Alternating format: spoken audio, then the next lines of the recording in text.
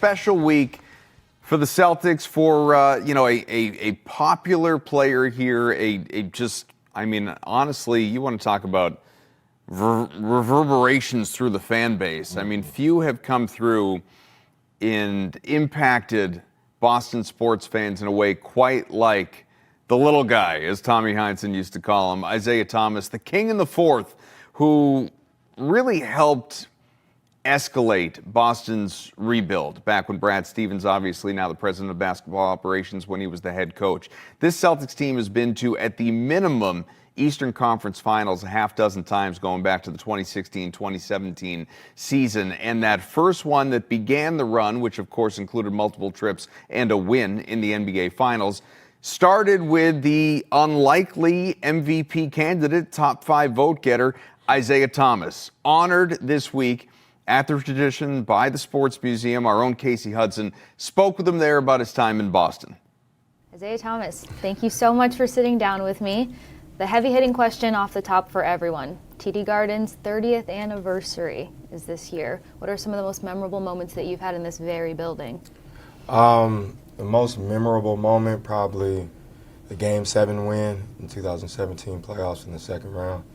Like, as a team, that was like a big moment. That was my first Game 7, so I was nervous, and it was in Boston, so it was a special moment in my career for sure. Individually, I mean, I've had a few games that some of my 50-point games are like memorable games that you dream of as a kid, and those just happened, and they were something I remember for the rest of my life. Yeah, you casually mentioned 50 points, but there's nothing casual about that. Ever look back on Game 2 against Washington, 53 points, and have at least some clarity to just what went down? Yeah, I always look at that game just because, like, that was, my sister had passed away that year, and that was on her birthday. So it was like, it just didn't seem real what was happening. I felt like, I was in the gym by myself. Like, I felt like I was back when I was a kid at the YMCA, just shooting baskets by myself. And it was an amazing moment. More so, we got the win. Obviously, that was a career high of mine.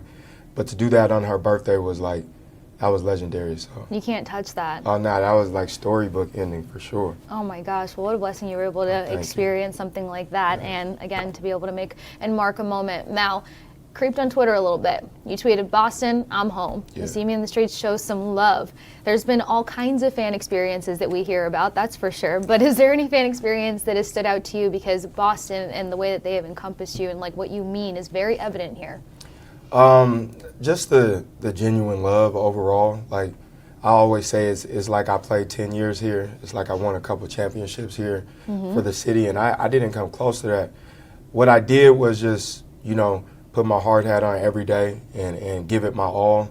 And that resonated with this community, resonated with this city. And the love that they show me, whether it be on social media or anytime I come back to Boston, it's like I'm forever grateful and appreciative of all the support. So it puts a smile on my face anytime, I interact with a Celtics fan or somebody that I was able to, touch their heart during my time here. Yeah, very motivating, very inspiring, hence why you were being claimed as a legacy. Now, I got to ask this, how did Boston kind of shape you as a player? And I know that you don't like only being defined as a basketball player, so maybe even how it further shaped you as a human. I think it's done wonders for my life. Like, these were pivotal moments in my life when I was 27, 28 years old, just trying to find my way. An organization that kind of needed what I brought, and I needed an organization that believed in me. So it was like a match made in heaven, and something that allowed me to grow not only as a basketball player but as a person. My kids grew up here for a couple years, so it was like, these moments I don't ever take for granted, and I just want to be, super appreciative and thankful for the time I had here, and even like around the world. Like, I'm known for sure in my career as a Boston Celtic, and that's legendary stuff, and I'm appreciative of that. Absolutely. Well, we're talking about legacy tonight, so I've got to ask, maybe should have asked this earlier, but how'd you fall in love with basketball? What does loving basketball mean to you? Other than my family, it's like the first thing that I fell in love with. Like, before anything, I knew basketball was something I loved. I happened to be a little good at it at a young age, but every time I touched the floor, like it put a smile on my face. And it's crazy because I have that same feeling to this day. Anytime I'm working out or playing basketball, it brings a joy that I really can't describe. So ever since I can remember, I love the game. I care for the game, and I've given the game everything I've had. Well, Evan Turner was just in here, and he talked about seeing you play since you were young. What's it like sharing moments with him, and he's presenting the award to you tonight? He's my favorite teammate. So he's somebody that's, bigger than a teammate. He's a brother to me. We've known each other since we was like 14, 15 years old, just battling, competing across the country at, the top camps in high school. And somebody, like when I got traded here, we became even closer. It's somebody we would have long nights in the hotel just talking about life, won't even be talking about basketball. So when I thought of somebody that, can present this award, it's like, man, that's a guy that knows who I really am, not just, the basketball player. And I'm super thankful for him to even be here and honored that he can, experience this honorable award with me. So yeah, all around great human is what he had to say about you. Oh man, I appreciate him for sure. Yes. Well, your humility is very clear, but I gotta ask, NBA All-Star. Sometimes you've got doubters. What's it like to cancel out that noise? And you're not out there to prove anybody wrong, but that ends up being the result of your success. In my career, that was like everything to me to prove people wrong. It was something that I've been doing since I was a little boy. Obviously, like I'm very small when it comes to the game of basketball, but I think my confidence and my faith in myself has allowed me to, have the career I've had, and obviously the work ethic and just believing in myself. But I had a lot of luck, and I had a great support system as well that allowed me to really sacrifice a lot of things to be the best basketball player I can be. And I tried to do that every time, I step foot on the court. Yeah, well, speaking of support, a lot of people were excited to support you, rely on you, and know that they can count on you when it came to big fourth quarter moments. Did you black out at all during those moments, or did you just know, like, all right, I'm going to shoulder this one, I got it? Man, those moments happened so genuinely. It was like they just continued to happen. I was prepared for those moments. I wasn't expected to play as well as I did every fourth quarter, but it became an expectation for the world once they named me King of the Fourth and things like that. It was a fun game I was able to play, and I'm like I said, I'm super appreciative for the moments, and my teammates allowed me to be myself in those moments, and Brad Stevens put me in position to be successful. So, I always dreamed of being like a clutch basketball player. So when that season came and the time I had here in Boston, to be known as that was like something I truly wanted to live up to. Well, Mr. Clutch is going to be a part of your legacy tonight. As you are a recipient of the Legacy Award, what does it mean to be a part of the 2025 class? It's an honor. It's a humbling experience. These are things you don't really dream of. Like, I dreamed of playing in the NBA and being good, but the awards and the recognition, you don't really chase. And I know as my career comes to an end soon, just seeing the light at the end of the tunnel, being honored like this, especially in a rich history of Boston sports, is I guess I did some major things at one point, and I'm being appreciated for that. So I'm super thankful and honored, and this is a cool moment for me. Really cool. Hopefully you don't black out. You can put it all back together mentally when the night is done. Before I let you go, what do you think 10-year-old Isaiah Thompson would say to you today and now, not only the basketball player but the human? The 10-year-old, I think it would just be a big smile. This was the dream. This was I'm living a dream each and every day I wake up.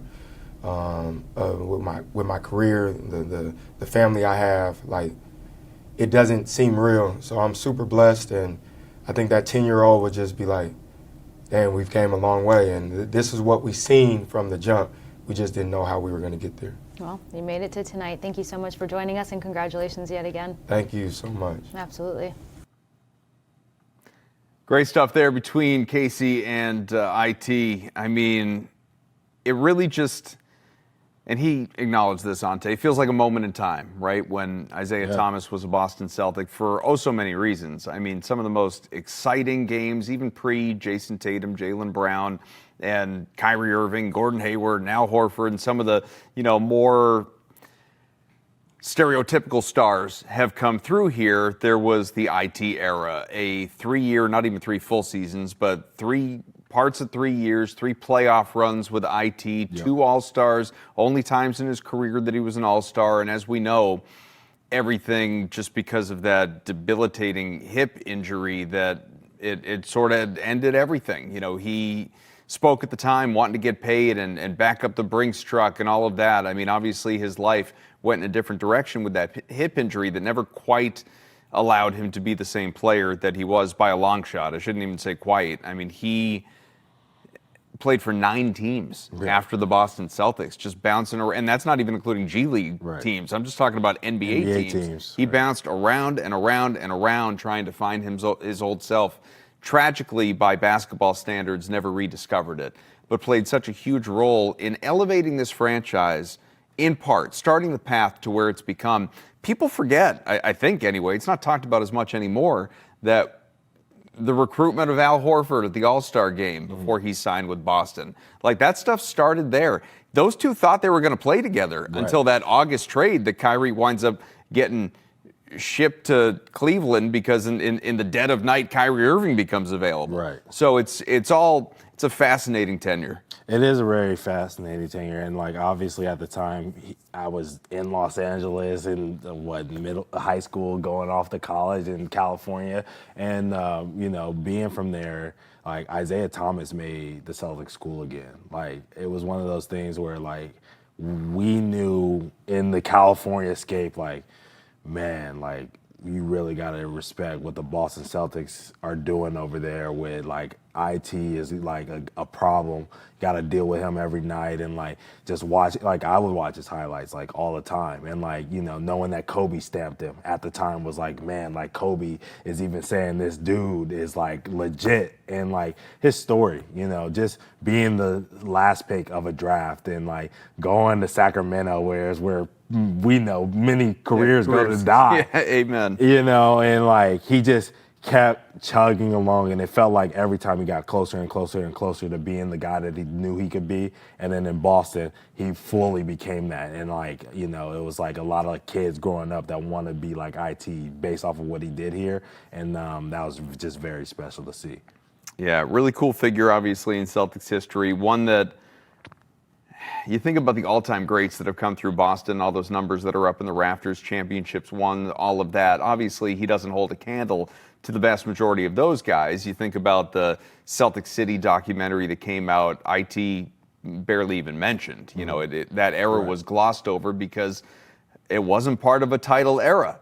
But to give him his due and to celebrate him and his induction or recognition by the Sports Museum there at the Tradition, a lot of what has happened since in the last decade doesn't happen without him, like you said, kind of reinvigorating Celtics culture, putting the team to some degree back on the map off of where it had been since the new Big Three era in that few year period.